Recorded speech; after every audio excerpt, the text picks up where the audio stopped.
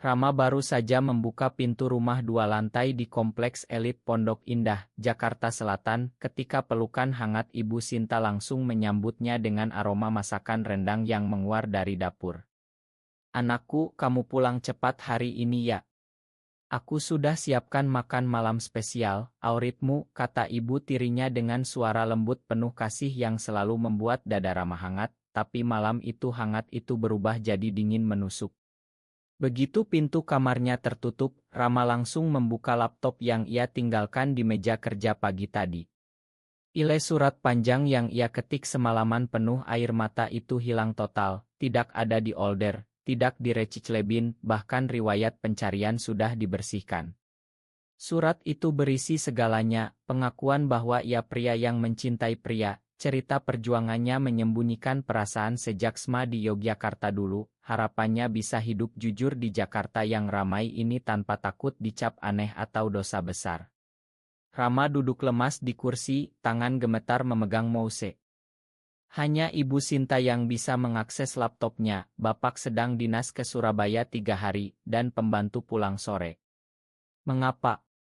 Ibu Sinta yang selalu memanggilnya anakku sejak menikah dengan bapak 3 tahun lalu, yang mengisi rumah ini dengan tawa setelah ibu kandung Rama meninggal karena kanker payudara. Dulu Rama ragu menerima ibu tiri ini, tapi Sinta sabar, memasak opor ayam saat Rama sedih, mendengarkan keluhannya soal deadline di agensi desain Grace di Sudirman tanpa pernah menghakimi. Sekarang semuanya terasa palsu. Malam itu Rama tidak turun makan. Ia berbaring di tempat tidur, mata terbuka menatap langit-langit kamar yang gelap, ingatan berputar ke awal mula surat itu. 2 bulan lalu, di sebuah kai kecil di Kemang yang sepi, ia bertemu Dimas untuk pertama kali setelah bertukar pesan di grup rahasia komunitas pria yang sama di aplikasi. Dimas, programmer berusia 27 tahun dari Bandung, punya senyum tenang dan mata yang mengerti tanpa banyak bicara. "Kamu tidak sendirian, Rama," kata Dimas saat itu sambil memegang tangan Rama di bawah meja.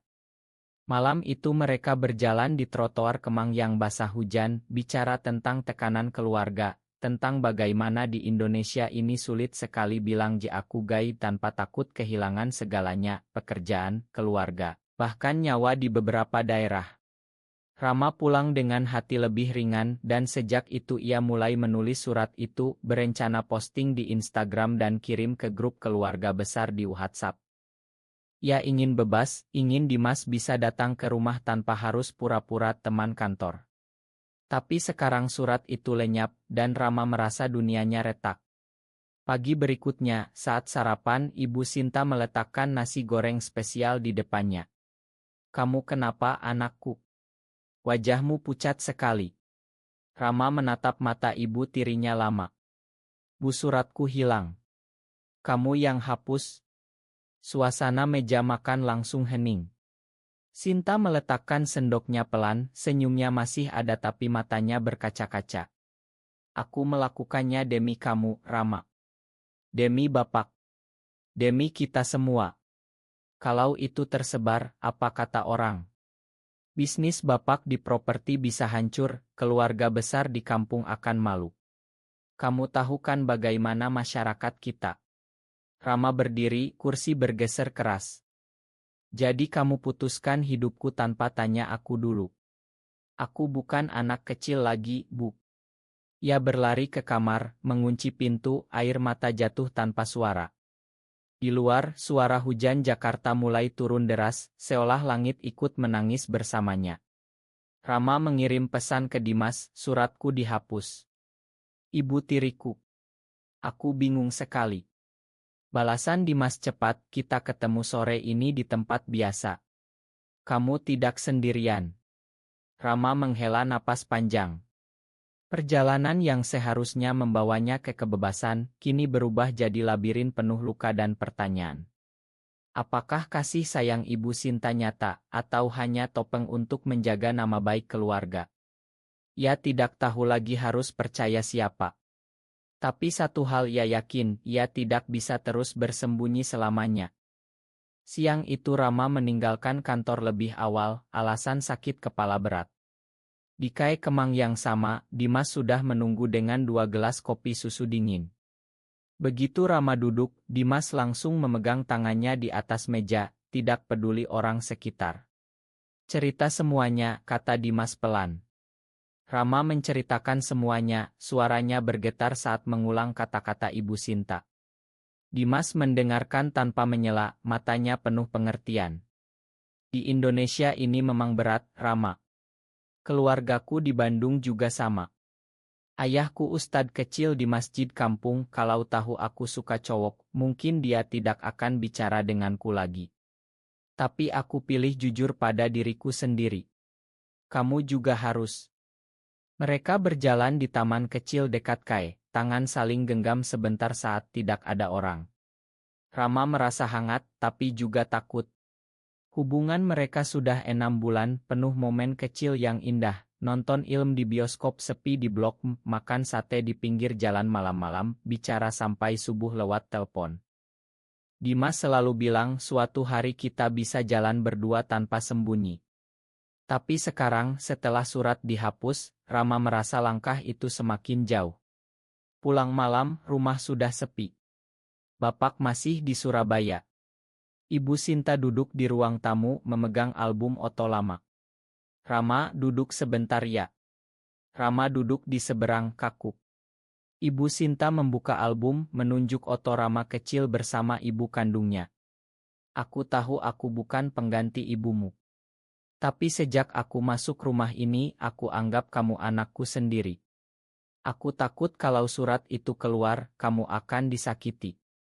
Orang-orang di lingkungan kita, di kantor Bapak, mereka tidak akan mengerti. Aku pernah lihat teman dekatku dulu di kampung, karena hal yang sama, dia kehilangan segalanya. Rama diam lama. Tapi Bu, ini hidupku.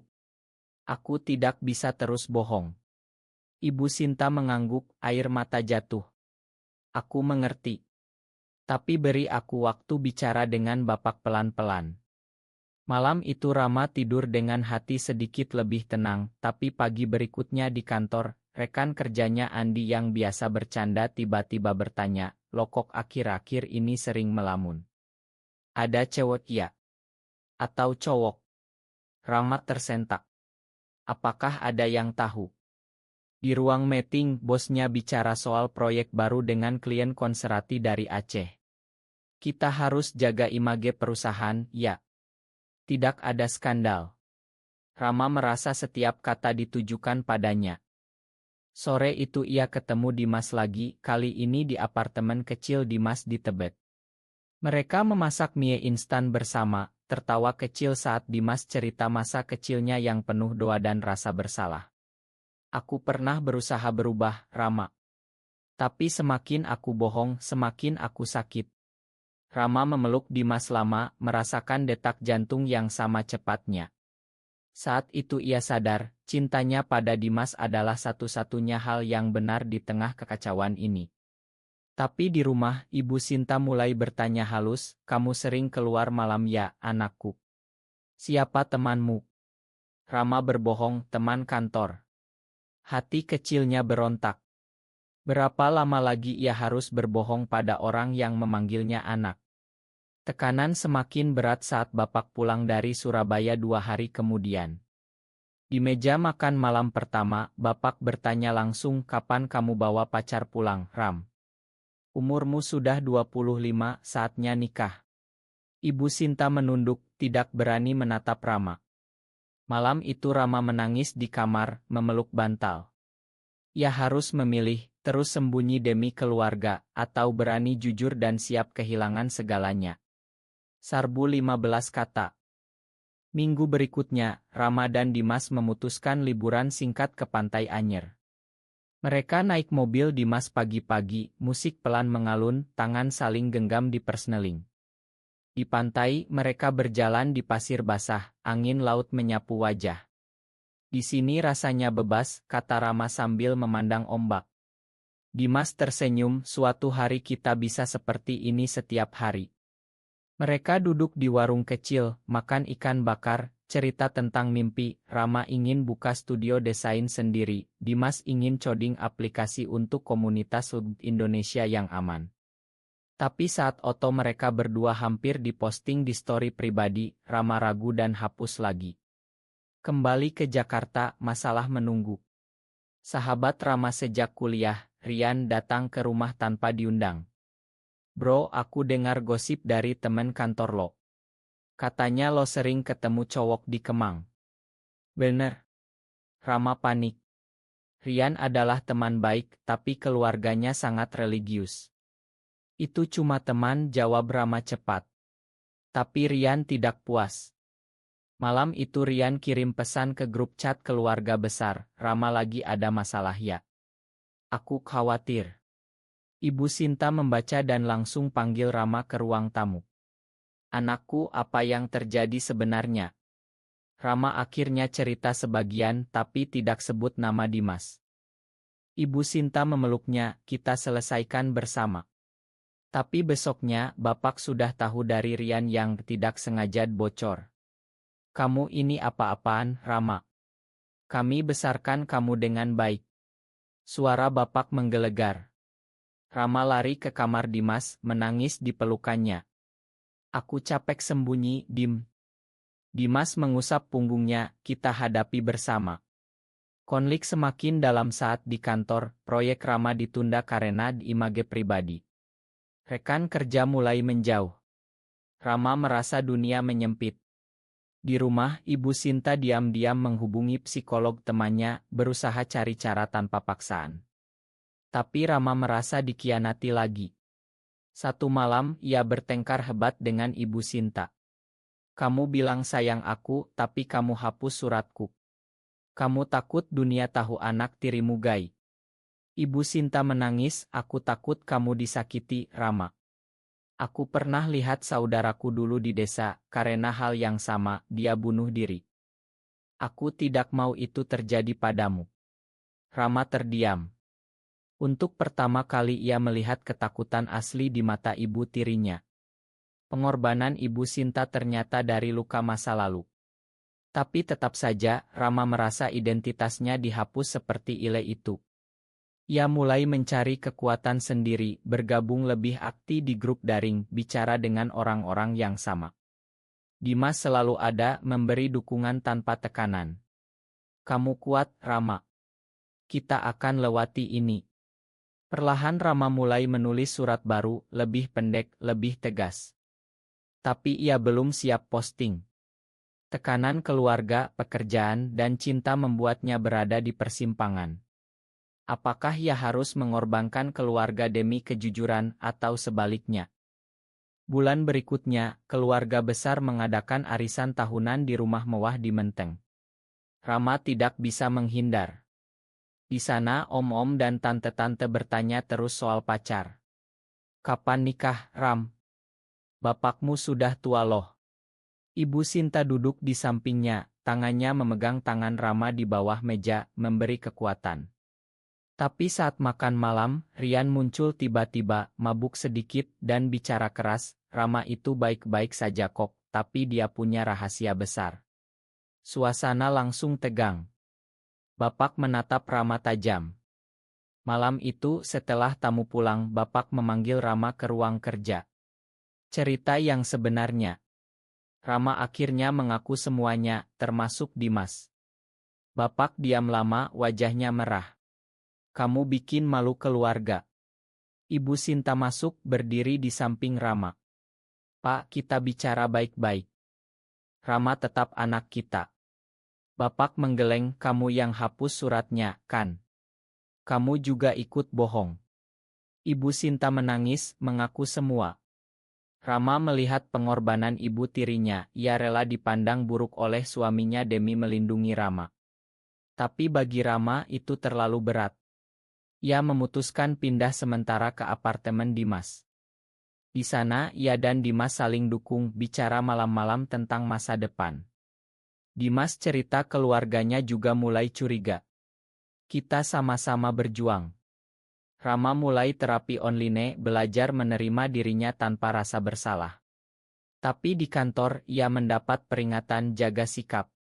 Teman-teman lama mulai menjauh kecuali satu dua yang mengerti. Rama merasa sendirian, tapi pelukan Dimas setiap malam memberi kekuatan.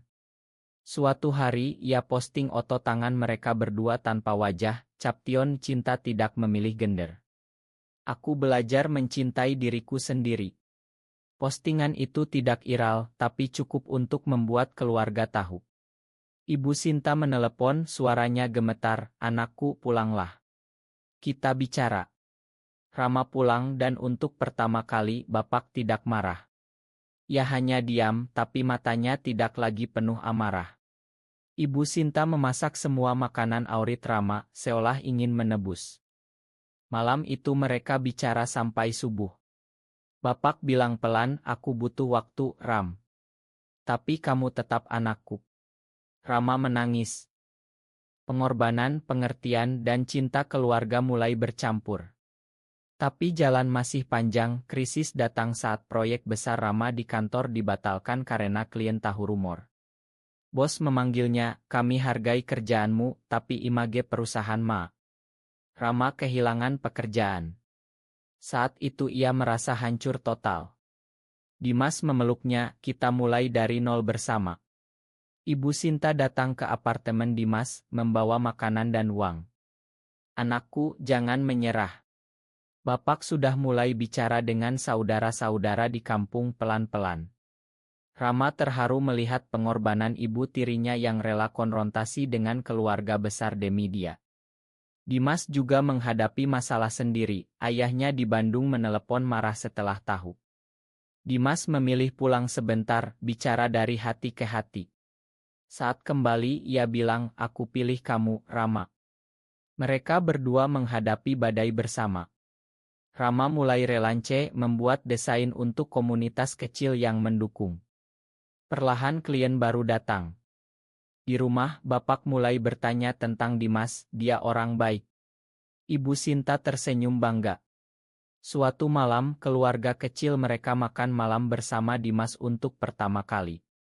Suasana canggung tapi penuh usaha. Bapak mengangguk saat Dimas cerita pekerjaannya. Ibu Sinta memeluk Rama di dapur, "Aku bangga padamu, anakku." Rama merasa luka mulai sembuh. Tapi di masyarakat masih ada tapan aneh, bisik-bisik di warung. Rama belajar tidak peduli. Ia dan Dimas merencanakan masa depan kecil, apartemen bersama, bisnis kecil.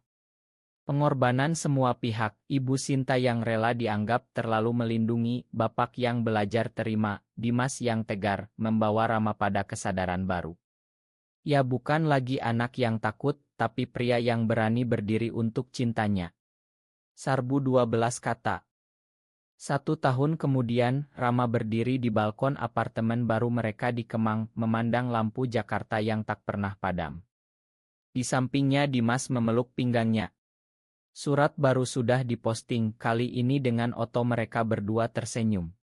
Respon datang campur, dukungan dari teman baru, kebencian dari yang lama, tapi keluarga Rama tetap di sisi.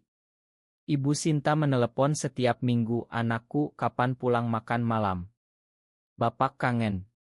Bapak sudah bisa memanggil Dimas nak. Perjalanan panjang penuh air mata, pertengkaran, pengkhianatan kecil, dan pengorbanan besar akhirnya membawa Rama ke tempat ini, hidup jujur, dicintai apa adanya. Ia belajar bahwa keluarga bukan selalu sempurna, tapi cinta mereka nyata. Dimas mencium keningnya, "Kita berhasil, sayang." Rama tersenyum, merasa lengkap.